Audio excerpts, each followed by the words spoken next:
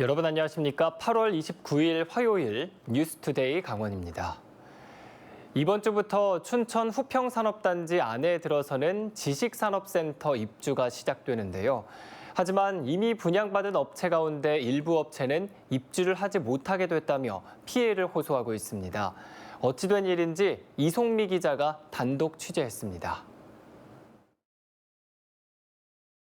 이번 주부터 입주를 시작하는 춘천의 한 지식산업센터입니다. 민간업체가 사전 분양했습니다. 최 씨도 2년 전 세무사 사무실을 계약했습니다. 그런데 입주를 코앞에 두고 입주할 수 없다는 통보를 받았습니다. 세무사업은 입주가 안 되는 업종이라는 겁니다. 지난 2021년 10월에 분양받았으니까 거의 2년 만에 입주 불가 통보를 받은 겁니다. 입주 신청을 하러 갔었던 것 같아요. 그 중간에 어느 분도 저한테 전화를 해주신 분이 없어요. 책임자가 이 사무실에 들어갈 수 있다 없다도 얘기를 안 해주고. 왜 이런 일이 벌어졌을까? 2년 전 분양 당시 지식산업센터 시행사가 만든 입주 가능 업종 문서입니다. 세무사업이 입주 가능 업종으로 되어 있습니다. 이 문서는 분양상담소 판매원에게 상담 자료로 제공됐습니다. 하지만 2달 뒤 지식산업센터 입주 가능 업종 목록이 수정됐고 세무사업이 제외됐습니다. 시행사 측은 춘천시와 협의하는 과정에서 처음엔 세무사업이 입주할 수 있었지만 착오가 있어 업종을 수정했다고 밝혔습니다. 협의를 했었습니다. 그렇게 해서 자료를 받은 자료예요. 춘천시에 협의해서 받은 자료예요. 산업 직접 활성화 및 공장 설립에 관한 법률 시행령입니다. 제조업과 지식 기반 산업, 정보통신 산업으로 입주 업종을 엄격히 제한하고 있습니다. 하지만 분양 계약을 체결한 최 씨는 분양 계약금과 중도금 대출까지 받게 되면서 수억 원의 비용을 고스란히 부담해야 할 처지에 놓였습니다. 취득세까지 내고 뭐 이렇게 하면 5억 가까이 되는 돈을 넣어놓고 한 달에 이자하고 관리비하고 하면 거의 한 200만 원이 비오는 상태의 건물에다 내야 되는. 이 지식산업센터는 지하 2층, 지상 9층 규모로 200개가 넘는 업체가 입주할 예정입니다. 세무사와 같은 피해를 호소하는 업체는 더 있습니다. MBC 뉴스 이송미입니다. 강원특별자치도 교육청의 교육 공무직 비율은 전국 최고 수준입니다. 교육부로부터 해마다 10억 원의 페널티를 받을 정도라고 하는데요. 이렇게 되자 교육 공무직인 학교 보안관을 더 이상 뽑지 않고 자원봉사자 신분의 배움터 지킴이를 늘리고 있습니다. 교육 공무직도 줄이고 학교 보안 인력도 늘리겠다는 목적인데요. 허주희 기자입니다. 중학교 등교 시간입니다. 학생들이 배움터 지킴이의 안내에 따라 학교 앞 횡단보도를 건넙니다. 등굣길 교통질서 업무를 끝낸 배움터 지킴이는 학교 외부인 출입을 확인합니다. 학교 안팎을 순찰하며 학교 폭력 예방 활동도 펼칩니다. 항상 부단한 순찰, 또 학생들이 어떻게 움직이는가를 잘 관찰해서 우리 학교에서는 전혀 그런 일이 없도록 최선을 다하고 있습니다. 올해부터 강원 지역 120여 개 학교에 200여 명의 배움터 지킴이가 배치됐습니다. 배움터 지킴이가 학교 보안관 역할을 대신하고 있습니다. 이렇게 하는 이유는 지나치게 높은 교육 공무직 비율을 줄이기 위해서입니다. 전국 8개 도 단위 교육청 중에서 강원교육청의 교육 공무직 비율이 최고를 기록했습니다. 이 때문에 교육부는 2021년부터 3년 연속 교육 공무직 인건비를 10억 원씩 삭감했습니다. 교육청은 무기계약직인 학교 보안관을 더 이상 증원하지 않고 자원봉사자 신분인 배움터 지킴이를 늘리기로 했습니다. 한 학교에 한 명뿐인 보안관과 달리 배움터 지킴이는 한 학교에 한두 명 이상 배치할 수 있습니다. 보안관의 경우 월 기본급만 190만 원이 넘다 보니 올해 예산이 93억 원이 넘습니다. 반면 배움터 지킴이는 하루 3시간 이내 3만 원의 활동비를 지급하는 방식이어서 보안관 예산의 22%인 20억 원으로 예산을 줄일 수 있습니다. 예산 부담이 줄면서 보안관이 없었던 작은 학교에도 배움터 지킴이가 배치됐습니다. 하지만 학생 수가 600명이 되지 않으면 하루 최대 6시간만 배치할 수밖에 없어 업무 공백이 발생하는 한계도 있습니다. 최대 4명의 배움터 지킴이가 배치된 규모가 큰 학교에서도 최근 학교 보안에 부쩍 신경 쓰고 있습니다. 대전의 한 고등학교에서 학교 외부인의 칼부림 사건이 발생했기 때문입니다. 외부인이 왔을 때는 교무행정실에 연락이 되고요. 근데 약간 수상하거나 약간 그런 좀 우리가 위험성이 있는 분이 왔을 때는 경찰이나 이런 데도 연락을 하면. 강원교육청은 학교 출입에 관한 표준 가이드라인을 마련해 외부인 신분 확인을 강화하기로 했습니다. 또 올해 처음 시행한 배움터 지킴이를 점차 늘리면서 보완책을 마련하겠다고 밝혔습니다. MBC 뉴스 허주입니다. 학생 수 감소는 더 이상 거스를 수 없는 흐름인데요. 지역별 그리고 학교별 쏠림 현상이 심각합니다. 원주 기업도시에서는 학생 수가 넘쳐 분산 배치 계획까지 논의되고 있는데요. 학부모들은 수요 예측에 실패한 교육당국에 강한 불만을 나타내고 있습니다. 윤하은 기자가 보도합니다. 10여 개 아파트 단지와 기업들이 들어선 원주 기업도시. 기업도시 조성으로 원주시 지정면은 인구 2만 9천여 명이 거주하며 방곡 관설동, 단구동, 무실동에 이어 원주에서 네 번째로 많은 사람이 사는 동네가 됐습니다. 하지만 번번이 학교를 둘러싼 잡음이 끊이지 않고 있습니다. 지난 2019년 가장 처음 개교한 섬강초등학교는 정원의 2배가 입학하면서 심각한 과밀을 겪었습니다. 2021년 샘마루 초등학교 개교로 좀 해소되나 싶었지만 지금까지 두 학교 모두 증축 공사가 반복되고 있습니다. 이번엔 중학교가 문제입니다. 교육당국의 학생 수 예측이 빗나가면서 원주 기업도시 내 학부모 반발이 반복되고 있습니다.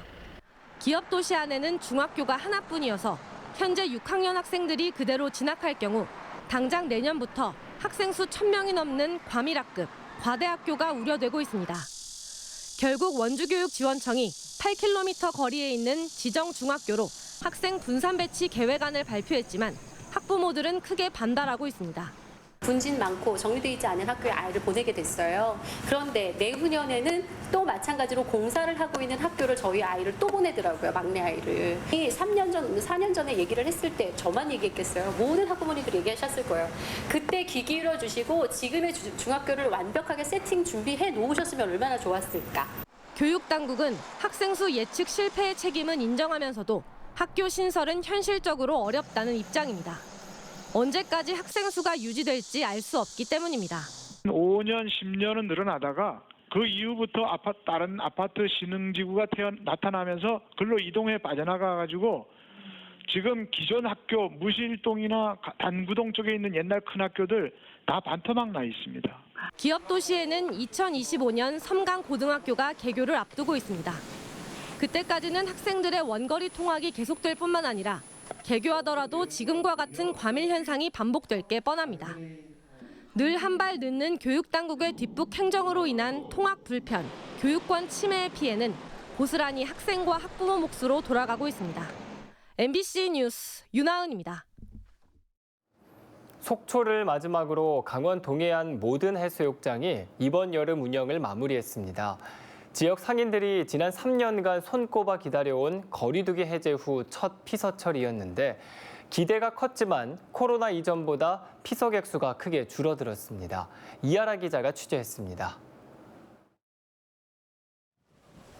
올해 강원 동해안 해수욕장을 찾은 피서객은 656만 명. 지난해보다 5.1% 줄었고 코로나19 확산 이전인 4년 전보단 절반에도 못 미치는 수준입니다. 계속된 궂은 날씨와 높은 파도 탓이 컸지만 이는 작년과 재작년에도 비슷했습니다.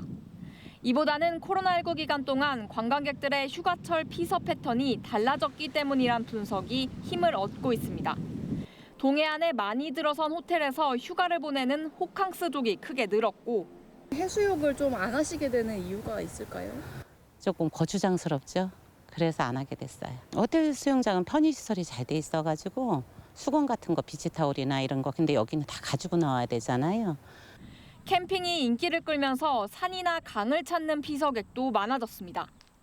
해수욕을 즐기러 바다를 찾는 피서객이 크게 줄자 지자체들은 해변을 활용해 피서객을 유입할 방법을 고민하고 있습니다. 강릉시는 40년 전 철거했던 경포 오리바위 다이빙대를 지난해 복원했는데 올해도 주말마다 하루 평균 100여 명이 이용하며 인기를 끌었습니다. 바로 옆 강문에는 해변에서 운동기구를 사용할 수 있는 머슬비치가 만들어졌습니다.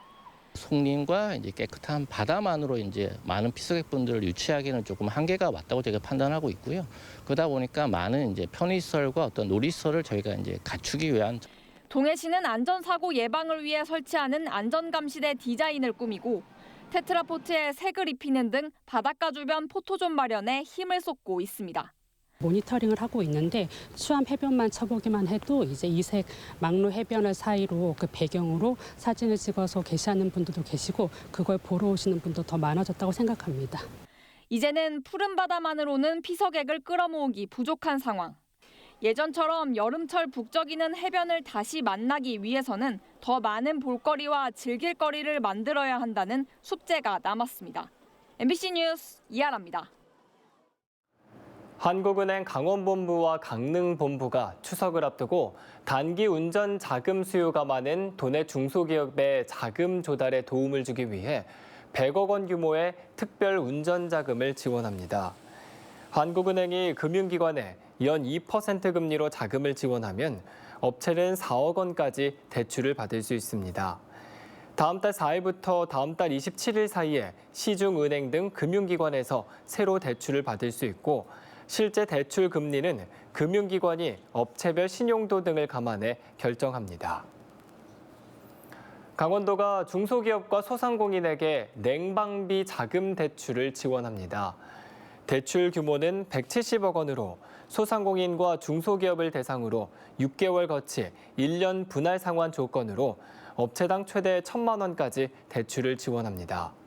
특히 거치 기간 6개월 동안의 이자와 보증료도 지원합니다. 다만 지난 봄 난방비 대출을 받은 업체는 냉방비 대출을 500만 원 한도까지 신청할 수 있습니다. 희망자는 NH농협은행과 신한은행을 방문해 신청할 수 있습니다. 강원도가 내년부터 10년 동안 수행할 지방하천 종합정비계획을 확정했습니다. 지방하천 종합정비계획은 그동안 국고보조사업인 지방하천 정비사업이 지난 2020년부터 지방자치단체로 이양됨에 따라 강원도가 처음 수립하는 종합정비계획입니다. 이에 따라 지방하천 246개, 2,991km를 대상으로 우선순위를 정해 내년부터 10년 동안 56개 하천, 68개 지구, 144km에 9,832억 원을 투입합니다. 소양강댐 건설로 피해를 입은 주변 지역을 위해 관련 법과 제도를 재정비해야 한다는 의견이 나왔습니다.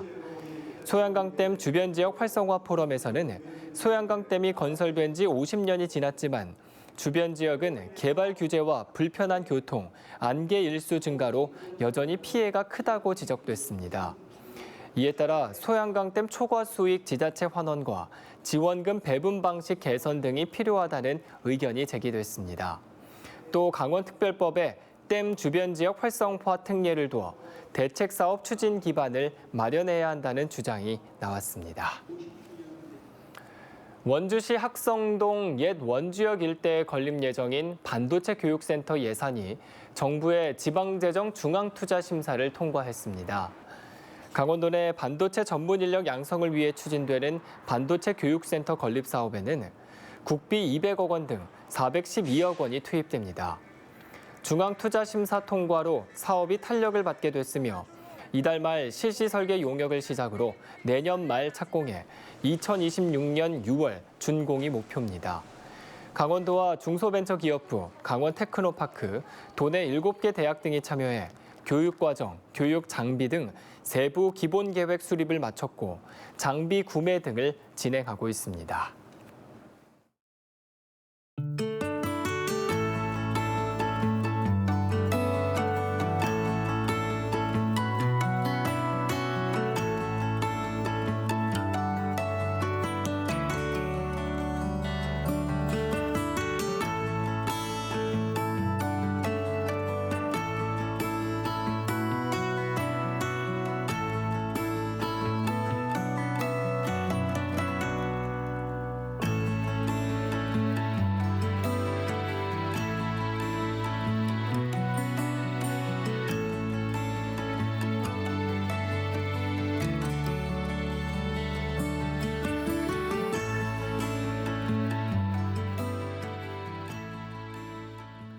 검찰이 흉기 난동을 예고한 20대 남성을 구속 기소했습니다.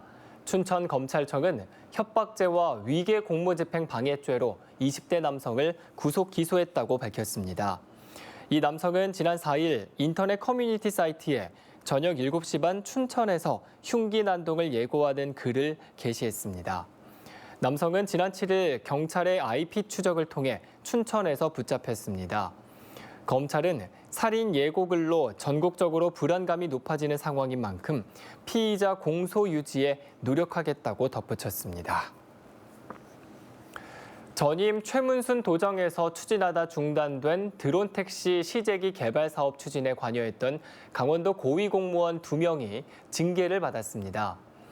강원도는 최근 징계위원회를 열어 최문순 도정 당시 드론 택시 사업을 담당했던 A 과장에게 감봉 1개월, B 담당에게는 견책 처분을 내렸습니다. 이들은 징계위원회에서 각각 중징계에 해당하는 정직 처분과 경징계인 감봉 처분을 받았지만 상훈 감경으로 경징계가 확정됐습니다. 더불어민주당이 오늘까지 이틀 동안 원주 오크밸리에서 의원 전원이 참여하는 2023년 국회의원 워크숍을 진행하고 있습니다. 첫날인 어제는 정기국회에서 중점 추진할 민생 채움 7대 입법 추진 과제를 발표하고 다음 달 시작될 국회 운영 방안과 내년도 예산안 심사 방향에 대해 논의했습니다. 또 현재 여론 지형 등 내년 총선 전략이 논의됐으며 오늘은 상임위별 통의 결과를 토대로 정기국회 결의문을 채택할 예정입니다. 정의당 강원도당 위원장 보궐선거 후보에 윤민섭 춘천시 의원과 강선경 전 도당 위원장이 등록했습니다. 이번 보궐선거는 다음 달 4일까지 선거운동과 9월 5일부터 9일까지 권리당원들의 온라인 투표를 거쳐 당선자를 결정합니다. 정의당 강원도당은 임명희 전 도당위원장이 탈당과 함께 도당위원장이 공석이 돼 윤민섭 도당위원장 직무대행 체제로 운영돼 왔습니다. 고교학점제 설명 박람회가 열립니다. 강원도교육청은 2025년 고교학점제 시행을 앞두고 도내 중학생과 학부모, 교사를 대상으로 학점제 설명 박람회를 열고 진로 탐색 기회를 제공합니다. 박람회는 다음 달 3일과 10일 원주와 춘천에서 각각 열리고 지역별 20여 개 고등학교가 학교별로 부스를 만들어 학생과 학부모를 만납니다. 박람회에서는 고교학점제 안내와 진로 설계, 입학 전형 등의 프로그램이 운영됩니다. 올해 말로 예정됐던 춘천 소양로 6차로 확장 공사 준공 시기가 문화재 발견으로 다소 늦어질 전망입니다.